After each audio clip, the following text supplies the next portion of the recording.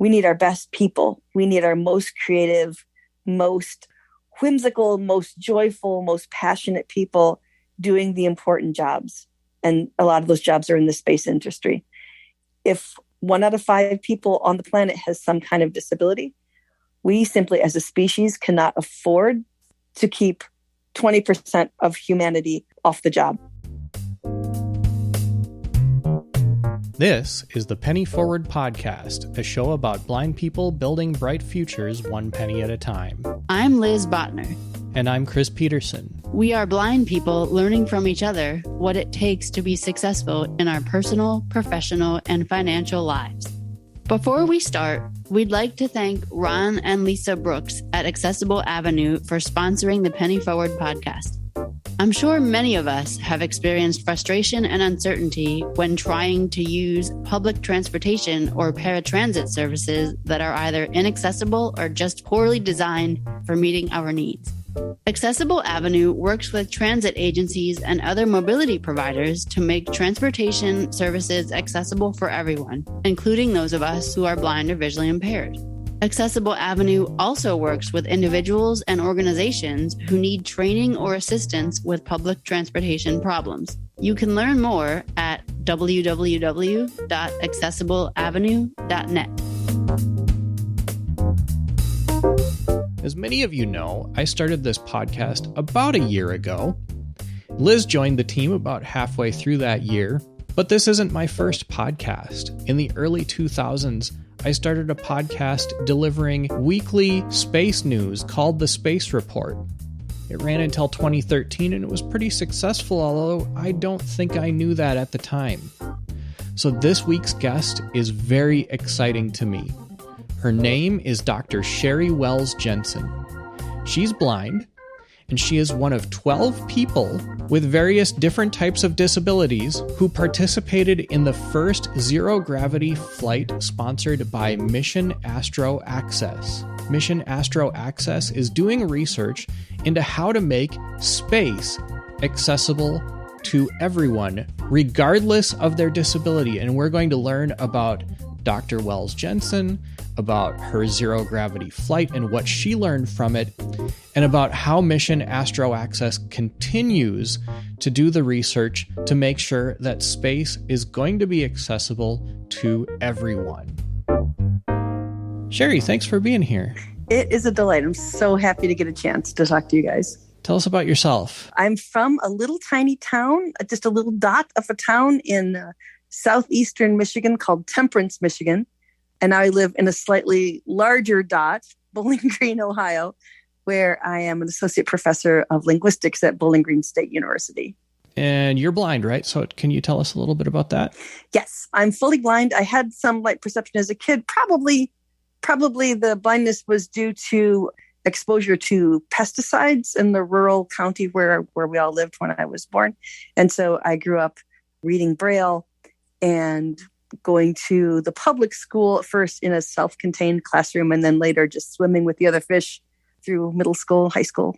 Now tell us a little bit about your life and your career. So my intention as a kid growing up, the thing that I thought that I wanted to know, the thing that I knew I wanted to do was astronomy and physics. And I was very excited about it. I was a geeky science kid, but I was also kind of a creature of the time, I guess, maybe. And so it just became really clear to me that it seemed like a really big hassle to everybody when I needed a new book or something, because back then this was pre all the glory of the internet and the computers and all that good stuff, right? So if you wanted a book, you either had to get someone to read that puppy onto tape, or it had to already be recorded somewhere, maybe through the National Library Service, or you could wait for it to be brailled. And it just became sort of increasingly clear to me that people kept saying things to me like psychology and language study, and less frequently saying anything about physics and astronomy. So I allowed myself to be detoured and got a degree, ended up with a PhD in linguistics, which is good fun. I'm not complaining. I chose linguistics because it's like language and science at the same time, both of which are marvelous things. And I stumbled into the field because I like astronomy of interstellar language construction. So how would you build a message that aliens could understand, intelligences that we don't know anything about. We don't know what their senses are like, what their bodies are like. How do we build a message they can understand? And from that, I stumbled into the glorious field of astrobiology, where I get to work with amazing people every day, really on the frontiers of what humankind is going to do in outer space. We're just at the infancy of that. And I'm very fortunate to be, especially as a linguist, to be doing this amazing thing with all these wonderful people. And anything you want to share about your personal life? Let's see. I'm in a couple of bands. I've got a spouse and a couple of kids and 3 cantankerous cats who may or may not jump on me as I'm chatting with you here this afternoon. But I think we've all grown kind of used to that whole COVID cat thing. And so what I do on the regular is teach classes at Bowling Green State University, many of which are for people who want to be English as a second language teachers, and play music and read science and science fiction, and hang out here in the Northwest Ohio. You spoke a little bit about your career. Can you go into a little bit more detail about what exactly is Mission AstroAccess? Yeah, this is an amazing story. So where to start? So I've been writing about disability and outer space for a while, because although we imagine that the thing to do is send our healthiest, strongest, most, quote, able people into outer space, what we began to discover almost right away is that space is not only dangerous because, it's outer space and things can explode and atmospheres can leak out and all that kind of terrible, terrible thing. But also, if you live in microgravity, which we, sometimes refer to as zero gravity, if you live up there on the International Space Station or in orbit, or if you were to go to the moon and start living, or if you were to take a long distance vessel and go all the way to Mars, what you find is all kinds of insidious effects of microgravity and radiation and isolation on the health of the participants. So we know, for example, that people who live aboard the International Space Station have bone loss, they have muscle loss. There's also a syndrome called space-associated neuroocular syndrome, which damages eyesight. It doesn't render them blind, but it does definitely, over the medium term, change their visual acuity. And so if you do that, if you're on this space vessel and you're going far out into space and you realize, oh my gosh, I've had this effect and I can no longer see as clearly as I could see before, we're in big trouble if there's no adaptive tech aboard that space vessel several million miles from Earth. So I've been interested in the problem of disability and space, or the opportunities and problems, for a long time.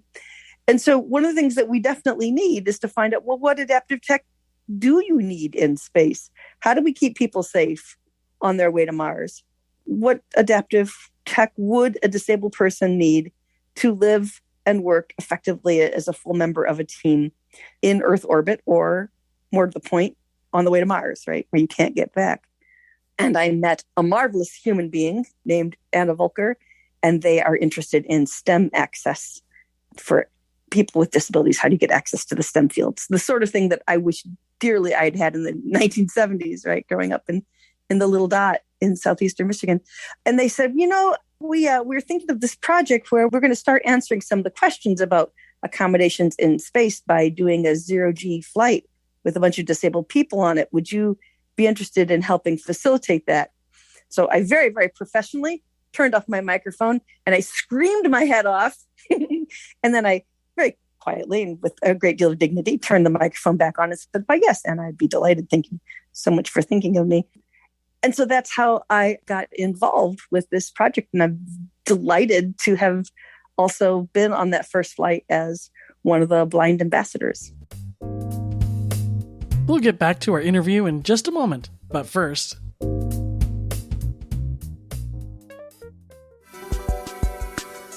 do you know the difference between a savings and money market account? When you're in an unfamiliar financial environment and need help understanding the lay of the land, Penny Forward is here to help. We provide affordable one-on-one and group financial education programs that give you the confidence to get out there and achieve your goals.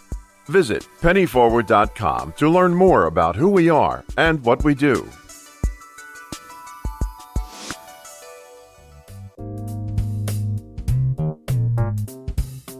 Do you have a short success story that you would like to share on the air? Leave us a message at 952-856-0313. If you missed that number, you can always find it at pennyforward.com/podcast. Tell us a little bit then about what the process was like. What happened next? So we went on a nationwide search and we asked for applications. We picked 12 ambassadors, some of whom were deaf, some of whom had mobility disabilities, and a handful of blind people.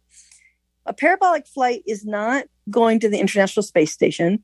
You don't have any contiguous minutes of zero gravity. What you have is these ravenously chaotic 20 seconds of free fall mixed in between periods of high acceleration when the plane is flying back up the other end of the parabola. And I can talk more about how that works if you want. What we started doing was asking ourselves, well, what kind of things do you need to know? So we assembled some research questions and some things that we'd like to demonstrate about what these 12 disabled people were going to do in space. And we sorted out those problems. And anytime you try to do something big like this, the logistics are like some kind of pick your favorite invading species story, right? Whatever it is, they just flow toward you and you're overwhelmed by all these little details. But we got it all sorted out and we got our 12 people together in Long Beach in October and up we went. And I guess I should say a couple sentences about what that's like. So you have a 727, which if you don't know lots about airplanes like me, it's just kind of just like seems like an airplane, just an airplane, regular, nothing too exciting about it, except that, hang on, there is something exciting about it. And they take out the seats in the front part of the aircraft, the first, say, 2/3 of the aircraft. So you've got about 30 seats left in the back. And those are just regular airplane seats. And you hop on the plane, and it just is so weirdly pedestrian, except for the wheelchair ramp going down the side of the plane, which was amazing, from the tarmac up to the cargo door of the plane.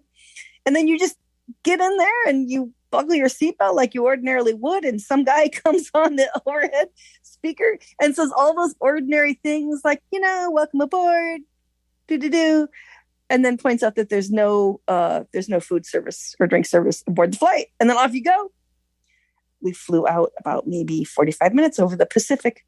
And then everybody got up out of their seats and they went to the front of the plane, which is covered in like wrestling mats or the mats that gymnasts use. And they're on the floor and they're on the walls and they're on the ceiling because the ceiling is not going to be a ceiling for very much longer. And you lay down on your back on the mat. And then the plane starts accelerating upward, right? So you feel yourself pressed down into the mat. You weigh about twice what you would ordinarily weigh. It's about 1.8 G. And so it just sort of basically feels like a long, kind of shaky, wickedly loud uphill on a roller coaster, right? You're pressed back into your seat. It's not difficult to breathe, but you definitely feel heavy. And then the plane gets to the top and sort of levels out.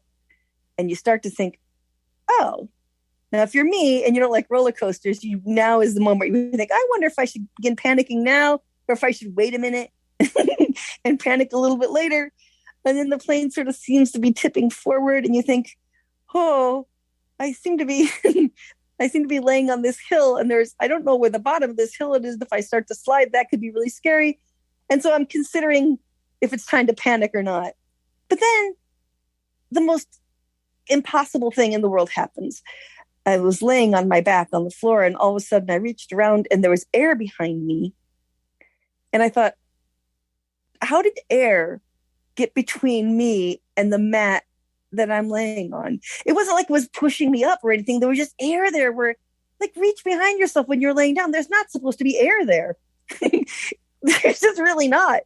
And suddenly there was no sense of down, no sense of up.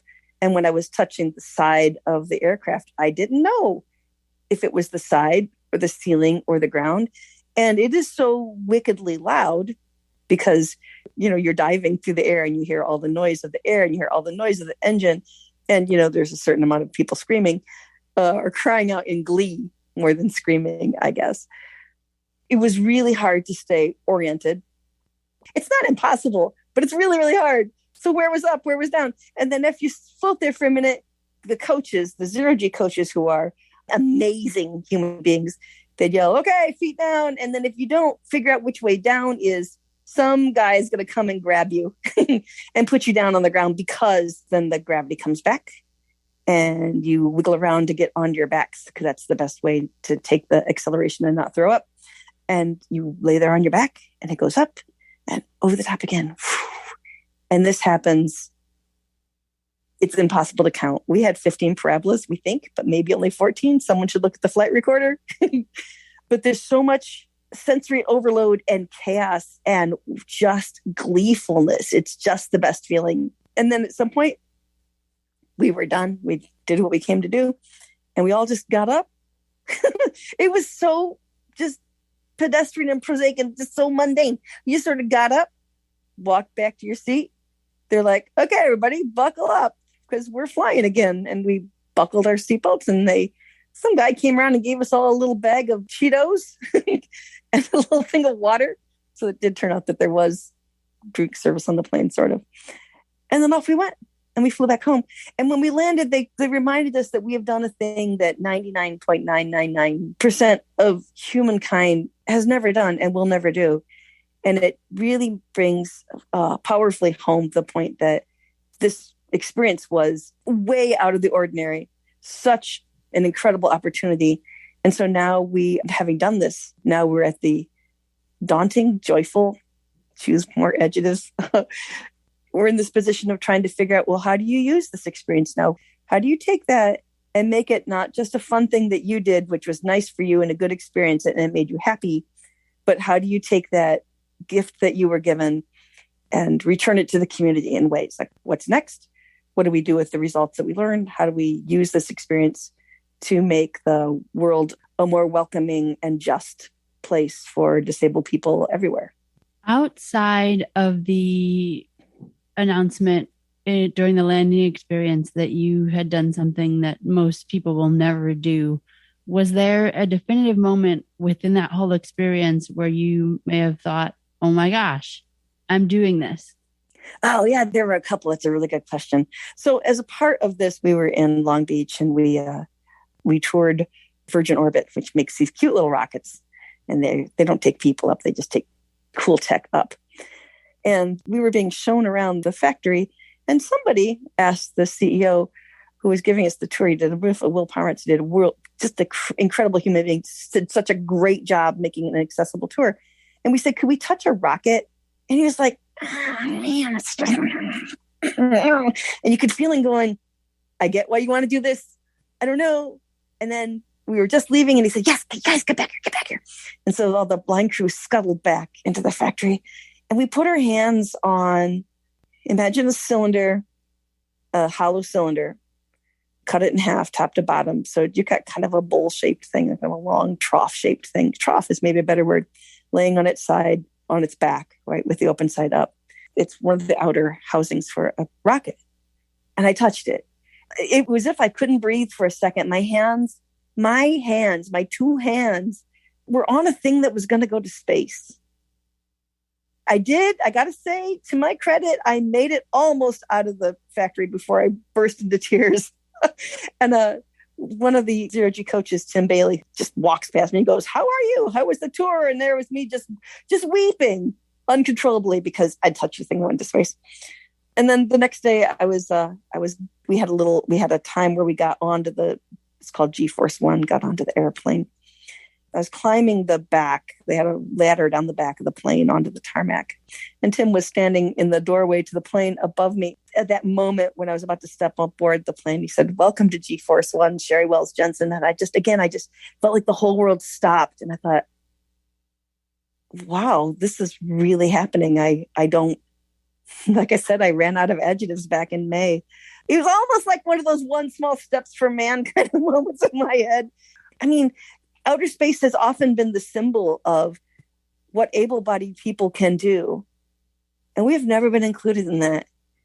And there I was stepping onto this plane, and there were two deaf guys on the plane ahead of me, and there were people in wheelchairs rolling up the ramp off to my left. And I thought, damn, we've broken something that needed breaking, and we are in a new place now. We were all just so incredibly grateful to be there. This is a show about an experiment, and we're going to do an experiment during the show. We haven't ever done this before, but we set up a voicemail system through a service called SpeakPipe, which is on our website, pennyforward.com/podcast. We didn't know if it was going to work, and we didn't know if it was going to be accessible, so we didn't push it too hard. But we did receive a couple of questions from one listener that we want to play for you and have you answer. You ready for that? Absolutely. Let's do it. All right. Hi, this is Lolly Lieski for 2 questions for Sheri Wells-Jensen. The first one is, describe what it feels like to be weightless. And the second one is, what was the most interesting or unexpected thing you observed during the flight? Thanks. One of the things that I cannot quite viscerally let go of is that when you're in zero gravity, one touch will move your whole body. When I was standing on not standing, right? I was sort of floating next to the floor, and I just reached down, and just the gentlest touch sent me sort of coasting away. So here's the thing. When you think about floating, you're still thinking about kind of an up and a down, right? But I didn't know what up was or what down was anymore. And sometimes I could sort of work that out by listening to the voices around me. But it wasn't like being in water either, because with water, you still kind of know what's up, what's down. Like sitting here, I think, isn't it? And it still makes me laugh. Isn't it funny that in that environment, if I just moved my right hand quickly, I would knock myself right off this couch where I'm sitting right now. And also, if you're me and you were considering when to start panicking, one of the first things I did when I couldn't feel the ground underneath me was like start flailing around trying to find it, which knocked me further away from it. So there is a skill set to moving gracefully and efficiently that people with more experience learn. And by the end of it, I was starting to sort of get the idea. And I think, the other part of the question was, the thing I didn't expect. Oh, here's the thing I didn't expect. Lunar gravity is so much fun. So they did the 0G parabolas, but before they dump you from 1.8G into 0G all at once, they fly a shallower parabola, which gives you the illusion of Martian gravity, which is about 1/3 your body weight. And then lunar gravity, which is about 1/6 your body weight. And let me tell you, my friends, what you want to do is be on the moon. That was the most fun. I was laying on my stomach on the floor. And you know how you could do a push-up? I gave myself a big, strong push. And I pushed from laying on my stomach to standing on my feet because it was not hard. And then I almost flipped over backward. And I felt like every ninja warrior, every fairy princess, every highly trained dancer in the world, because on the moon, you could just jump. At least 2 of the wheelchair users on our flight had an experience of standing on their feet in lunar gravity, which they thought was pretty fine also.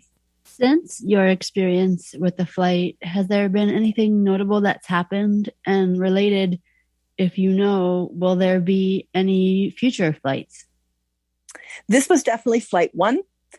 We are actively working towards flight 2 and beyond, because this wasn't just about giving a bunch of disabled people a cool experience, right? Because if all we wanted to do is make it clear that disabled people can take a shaking, we would have just gone down the road here to Cedar Point in Sandusky, Ohio, and put everybody on a big roller coaster and shaking them all up. The point of this all is not to do one of those traditional let's inspire people things, although if people feel motivated by what we have done, that's a wonderful thing. The point is the research, right? To figure out what we need to do, what is it that we need to learn so that disabled astronauts are not a horror movie or a myth. How do we make that into a reality? So we are strategizing, looking at what we've learned, and then how we're going to apply that to the next flight. And we're actively fundraising for our next flights, plural, we hope, so that we can carry these lines of research forward. So that's been happening. I'm working on a book about the experience. And what else? It's just been like the gift of being able to talk to people about this experience has been unexpectedly rich and lovely for me. I've been so grateful to be able to tell this story to people because it's such a good story. It's so much fun. And we learn so much, and it's really going to make a difference. The things that we learn in space fall back to Earth. That's how gravity works, right? So as we make accommodations in this most inaccessible of places, outer space, we are eager to apply what we've learned to the regular lives of regular disabled people all around the world. I loved how you very casually teased that you're working on a book, because that segues very nicely into the next question, which is what is next for Sheri? Yeah, I'm working on the book. I'm in my basement, I have a table with a computer on it. I'm writing. So we are, Mission AstroAccess is afloat and alive and moving forward. And we will be flying again with some of our folks who are experienced and probably some new ones. And I will be writing while I keep teaching my classes and playing in my bands. February 22nd, my ukulele quartet is doing a webcast. You can find us at grubsmusic.com, if I can do a shameless promotion, GRUBS Music. It stands for Grand Royal Ukulelists of the Black Swamp, because you must be pretentious if you are a ukulele band. Yeah, so there's that's happening. And I'm writing and working and living in small town Ohio. We'll continue our interview in a moment, but first...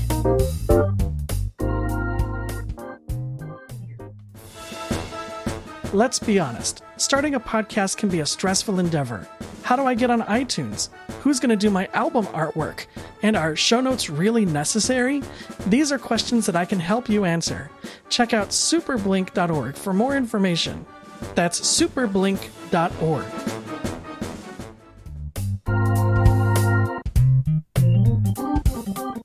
Do you have a short success story you want to share on the air? Leave us a message at 952-856-0313. If you missed that number, you can always find us at pennyforward.com/podcast. Is there anything in particular that you would like blind people to learn from your unique experiences that you've had, whether it's through the flight experience or other experiences that you've had? I've thought about this a lot. One of the genuinely realistic critiques is you've just done an amazing, expensive, and climate harming thing, right? I mean, let's just be honest. Every time we get into an airplane, we think, ooh, should we have done that? And we just did this audacious thing. So it's really important that we acknowledge that and we have such a big responsibility to share what we've done and make it relevant. The thing I don't want to say, people, is try hard and reach for your dreams, because every time someone says that to me, my first thought is, haven't I already been trying hard? And which dream in particular? Because very few of us are blessed or cursed with this maniacal focus on one thing that we must have. If you ask me what I'd like to do or what my dreams are, I could come up with jillions. I've got a shoebox full of them, right? I mean, and we're already working so hard. We just really are. And especially during the pandemic, it's been really stressful. And so I think one of the things I learned through this experience is that we all really are doing a lot. And there's always that voice inside your head that says, oh, I don't know, should you do this? Is it going to be accessible? Is it going to be okay? Should I do this? Do I have the energy to do that? And then there's this more insidious voice inside your head that asks you the question, what's up with me? How come other people do all these things and I'm not doing those things? And so I think the thing that I keep coming back to is this: tell that voice in your head to go bake muffins, and just appreciate that you're a competent, creative person involved in this marvelous art of being alive on a really complicated planet at a really complicated time. And then with that sense of, maybe if you can just give yourself permission to just breathe for a minute and acknowledge that, yeah, you have been working hard. Yeah, it's a lot. And then see what comes. That's what I genuinely believe, is that then things happen. This is occasionally a podcast about personal finance and financial wellness. And early on, I came up with 3 reasons to convince people that financial wellness is important. And they are to be able to take advantage of rare opportunities, weather hard times, and generously support causes we deeply care about. I think it's fair to say that this is a hell of a rare opportunity. And I'm curious to know whether you think there are going to be more opportunities like this, not just flights, but are there going to be blind people in space someday? There are absolutely going to be all kinds of people with all kinds of disabilities in space, or we're not going to have space. Space is a profoundly disabling environment. And so some people will go up in space and get disabled there and then stay. And we have to make sure that those people are safe because they trusted us to send them there. Also, if we are, and I don't want to put too fine a point on it, but we're in a pickle right now. We've got global warming. We've got all kinds of things happening that are dangerous and scary. And we need our best minds. We need our best people. We need our most creative, most whimsical, most joyful, most passionate people doing the important jobs. And a lot of those jobs are in the space industry. If 1 out of 5 people on the planet has some kind of disability, we simply as a species cannot afford to keep 20% of humanity off the job. And it's essential that we make sure that we can have the right person in the right spot for the right job, even when those spots are in space, and not limit ourselves to just people who happen to fit a set of arbitrary physical requirements, right? So yeah, absolutely. Absolutely. There will be disabled people in space, and we need disabled people in STEM fields, not because you're disabled as such, but because you are you, and your insights and abilities as part of this Team Planet Earth thing that we're trying to do so we can please survive, so our grandchildren can go on to do more marvelous things. We just genuinely need everybody. So yeah, I think that was a long answer to your question. And so my short answer is, hell yeah, there's going to be disabled people in space. There has to be. All right. So you mentioned that you like to read science fiction, and I know Liz and I and some members of our team are really big science fiction fans. Do you have any favorites? Oh boy, oh boy, oh boy. Okay, yes, of course I have favorites. Please drop everything you're doing and go read the Becky Chambers Wayfair series. It's marvelous. It's disability positive. It's LGBTQ positive. It's wicked good writing. It's fun. And it talks just a lot about how to be human in space. I love it so much, especially the first one. You know, the first book in this series is always the best, right? I think right now that is my favorite modern thing. Also on the top of my playlist right now for rereading is Heinlein's The Moon is a Harsh Mistress, mostly because it's on the moon, but also because it's got some cool linguistics in it. If you haven't reread that in a while, definitely worth giving that one a grab. I love that book, and that also has a disabled character in it. It has several, depending on like what you're thinking about. It not only has more than one disabled character in it, but it also genuinely talks about a mix of different species with different kinds of abilities. You know, in one of my favorite scenes from that book, it's just a small scene. One of our heroes is standing at a dispatch node trying to schedule a pod to take him wherever he needs to go. And just the general set of instructions contain the phrase, if you lack a sense of sight, you may find out about the pod in this way. And if you lack a sense of hearing, it was just, I thought, whoa, that's it. That's it. That's it. You have different kinds of people and between species or within the species with different abilities. And let's just get done messing around and admit that that's a real thing. And then get over ourselves and accommodate for it. Awesome. Can you give out some information about where people can learn more about Mission AstroAccess? AstroAccess.org. If people have questions, they can email me at Sheri, SHERI, at AstroAccess.org. And when there is another call for disabled ambassadors to fly on a subsequent zero-G flight, there is a mailing list at AstroAccess.org that people can be on, because you all want to do this. We have a Penny Forward Facebook group that if you want to join it and put your questions in there, we'll get them to Sheri as well as, because this works so well, a voicemail system at pennyforward.com/podcast. And if you want to leave voicemail messages there for Sheri or for future guests, and we'll be advertising future guests ahead of time so you know about them and can leave us messages, you can find that at pennyforward.com/podcast. Sheri, thank you so much for being here. Thank you so much. It was so much fun to talk with you guys. Is there something you'd like to talk about? Visit pennyforward.com/podcast to learn how you can contact us and send us a voicemail that we may share on the air. And while you're there, please leave a small donation to support our work to develop accessible and affordable financial education products for people who are blind.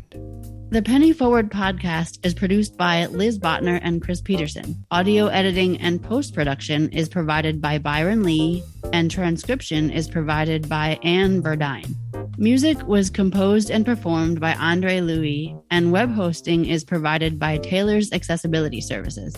Penny Forward is a community of blind people building bright futures one penny at a time. Visit pennyforward.com to learn more about who we are and what we do. For all of us in the Penny Forward community, I'm Chris Peterson. And I'm Liz Botner. Thanks for listening and have a great week.